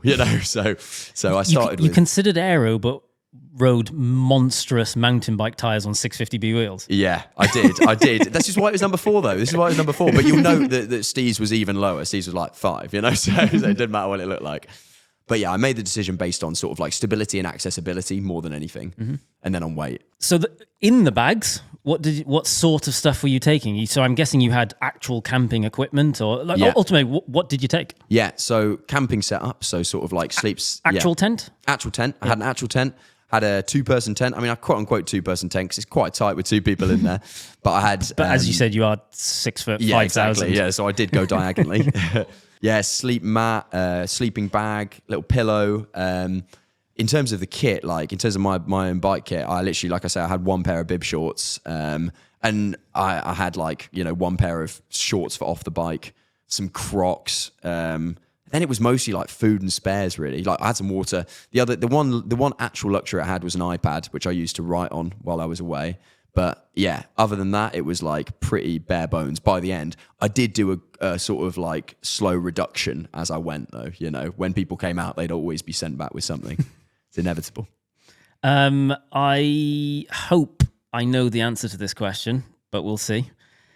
How much did your setup weigh? Okay, so I'd say at its absolute maximum, I'm talking like wet and well fed. So like when it's full of water and when you've got all your food, it was pushing 50 kilos, the whole thing. How many? 50. Oof. What? Yeah. 50? Yeah, I mean, it was probably 47 or something, 48, yeah. Now the rim thing makes sense. Now the rim thing makes sense, exactly. I will preface that it was still within requirements. How much do you weigh? I weigh 77, I think. Wow. Yeah, something like that. I fluctuate a bit, but yeah. So the thing could be heavy, but that was for by the end. I mean, I think I was running a fairly consistent 40 kg like wet throughout, and then occasionally if I'd have to do a big stint and put like a load of food in my backpack for a stint through the desert where I wasn't going to see anything, then you have like another 5 kgs of food or something like that with you. So. Wow, yeah, it jacks up quickly. Yeah, and you definitely, when you factor that in, even if you are within weight limits on the wheels that you kept breaking, that is definitely going to be on its limit. They're stressing, exactly, and that's the thing. With tough terrain as well, like it's going to be stressing it. So it's almost no wonder. But there were, like I say, there were some wheels that it was within its weight limit and it broke, and there were some wheels that were within its weight limit and it didn't break, and it's like, yeah. That is way heavier than I thought you were going to say. Yeah, it was a lot. It was a lot. But I personally, I didn't mind riding a lot of weight. Like for me, I was like, it's you just get used to it.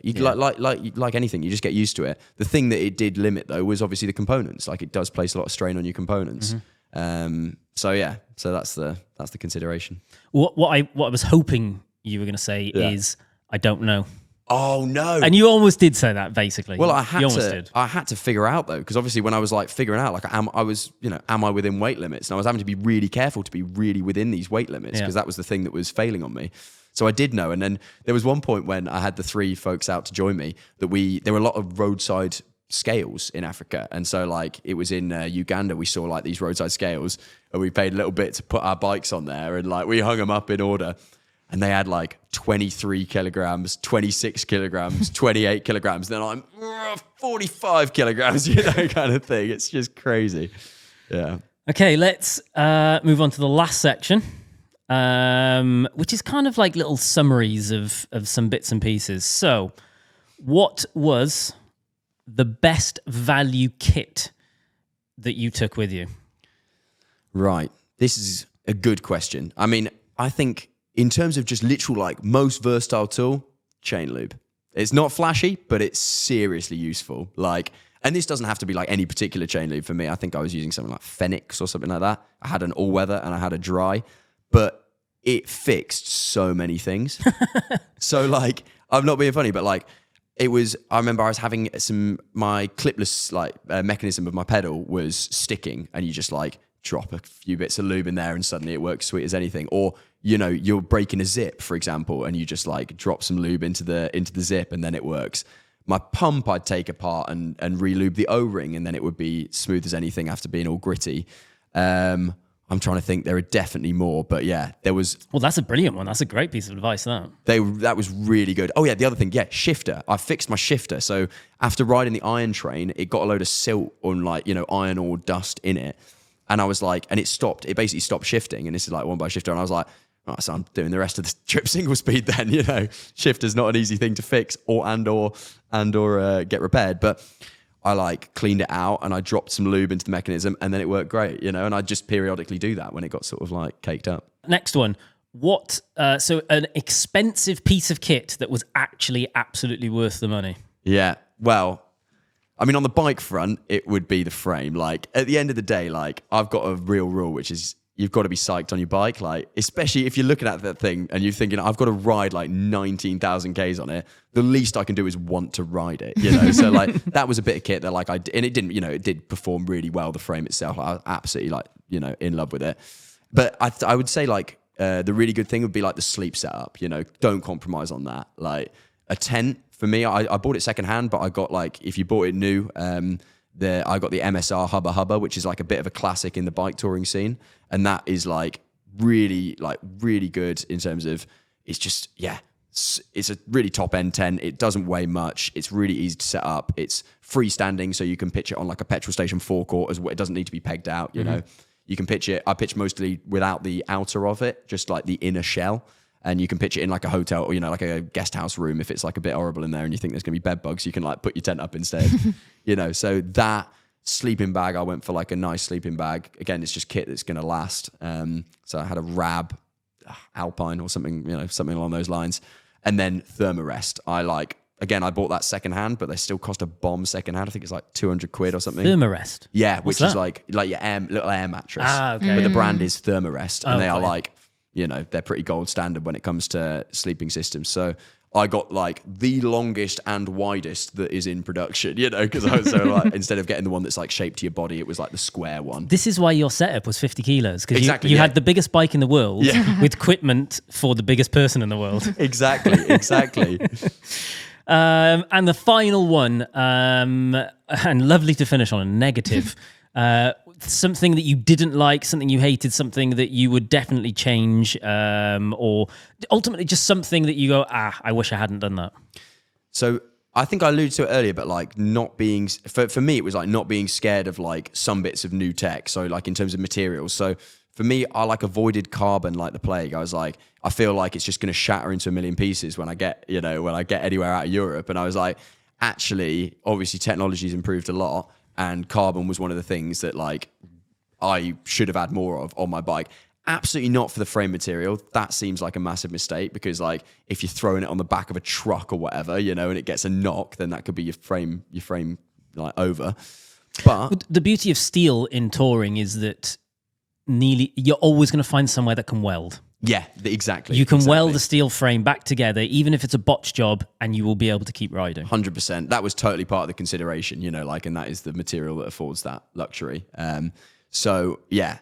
But then in terms of I went for some aluminium rims, I went for some aluminium components in the tail fin where actually, carbon fiber is rigid. It doesn't it doesn't fatigue in the same way. Mm-hmm.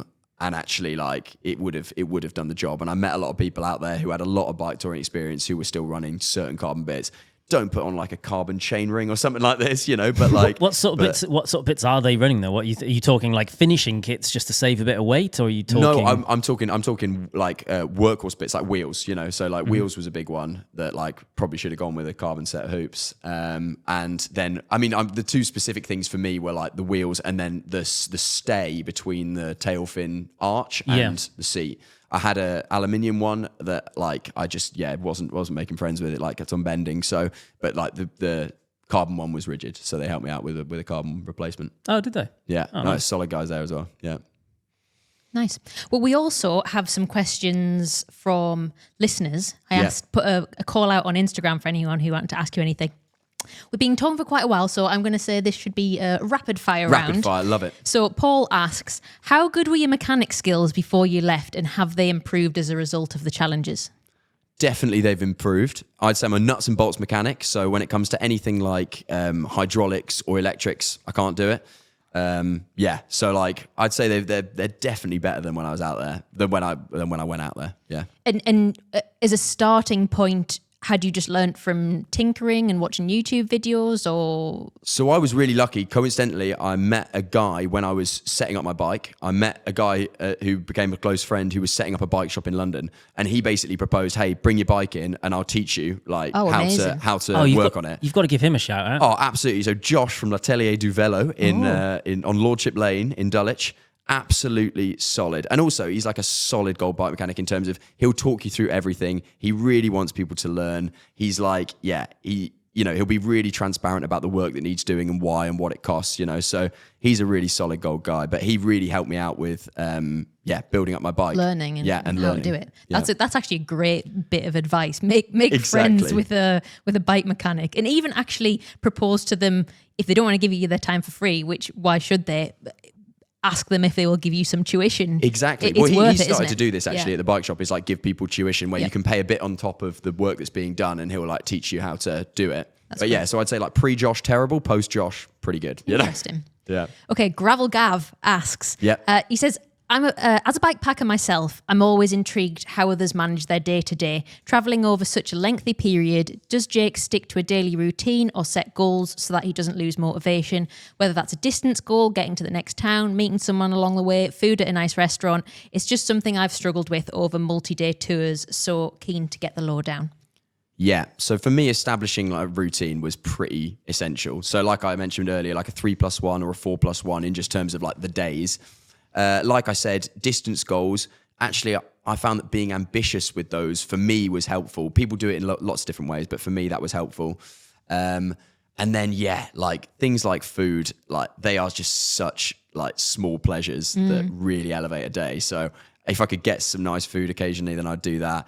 If I could just have a bar of chocolate hidden away somewhere that I could, indulge in on an evening in a tent, like that was really helpful as well. Nice. Lalou asks, did you ever feel like giving up, and how did you overcome that? Yeah, well, this is actually quite funny because I was thinking back when I was getting towards the end, I was doing a lot of reflecting. I was like, about 5 days into the trip, I was fixing a puncture in Northern Europe with my mate Joe who came along, and I was like having a terrible time reseating my tyre. It was, pissing rain. It was going dark, and I was basically like, I have bitten off more than I can chew. I need to quit this, while it's not too late. I can still make it back to the ferry, And then fast forward 9 months, and about 10 days before the end, I had, I think, 180k or something to ride through the Karoo in Australia. In South Africa. and I was basically like setting off quite early, or aiming to set off at 7. And I had 4 punctures before I'd even left town. I was like, something was clearly puncturing. I was literally getting the thing off, the tire off, like scouring the inside with like, microscopic, attention.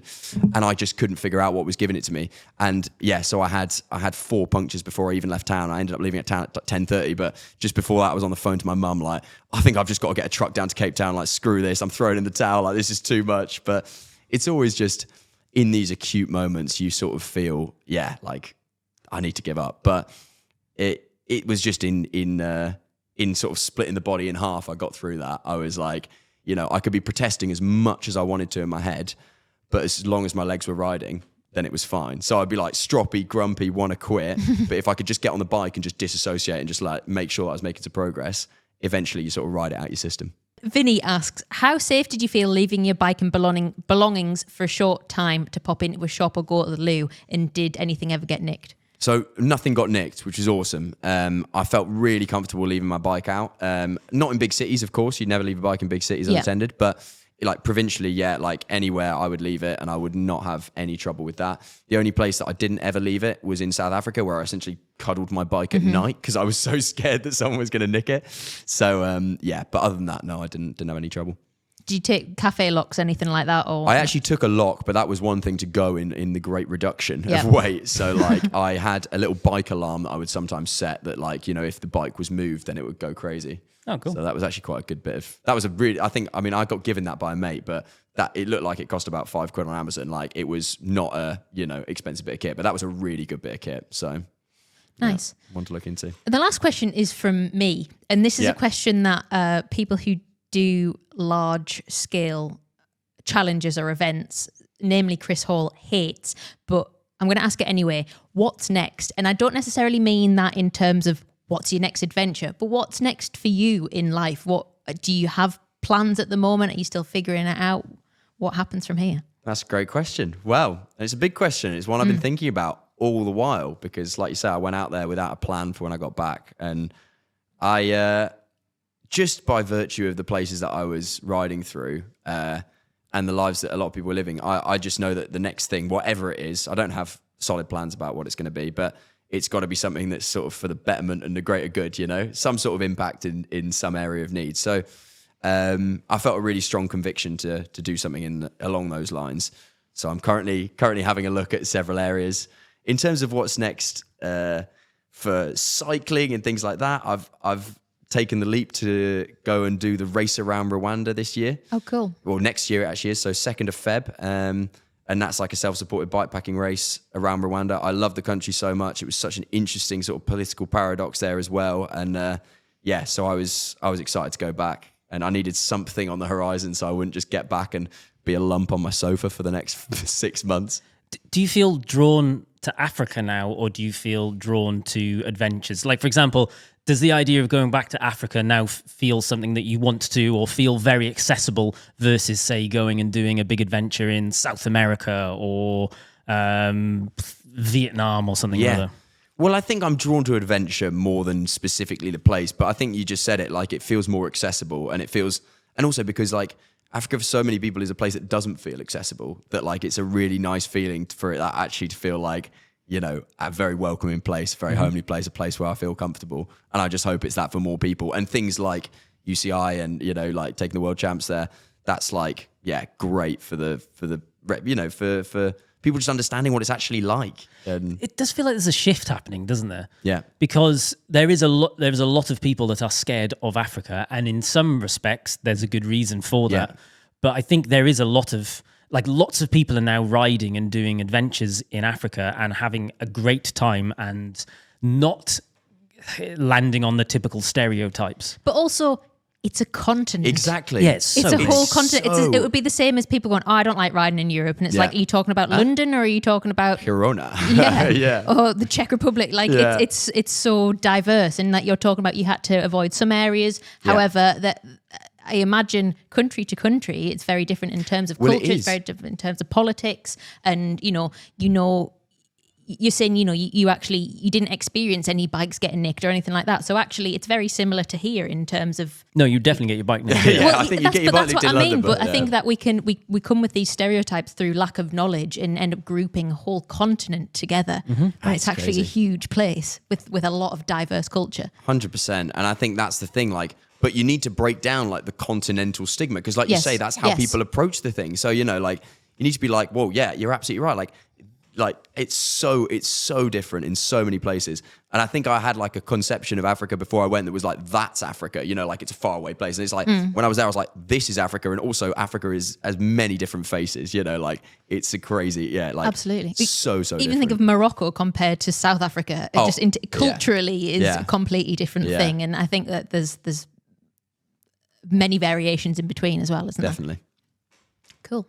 Well, thank you very much, Jake. And please keep sending your emails, stories, suggestions and fun stuff to wildonespodcast@cademedia.co.uk. We've spoken for quite a while there, haven't we? We have. That is all for this week. On the subject of Africa, we have our very own African with us next week. He represents all of Africa. No, That is Mechanic Nick from South Africa. Yes. I don't think he even represents them. I think I was going to say, his views are firmly his own. He's not a very fair representation of any of Africa or any human, really. They chucked him out. That's why he had to come here. Let us know if you have any questions for Nick for next week. Thank you for listening, and a big thank you to Jake. You're an absolute legend. Do you have anything anything you want to plug or tell people to go to? Do you like Instagram or whatever? Good question. Well, to be fair, I point people towards my blog, which is Two Wheel Gypsy Queen on Substack. I know, funny name, but I would say, yeah, go there. I've still got a few blogs to come out from the trip, so you'll still be traveling with me for at least a few weeks. And yeah, so check it out there, and more adventures will be posted as they occur. Amazing. Make sure you're following and or subscribing so you don't miss out on the next episode. Thank you and see you next week. Cheers. Thank you. Bye.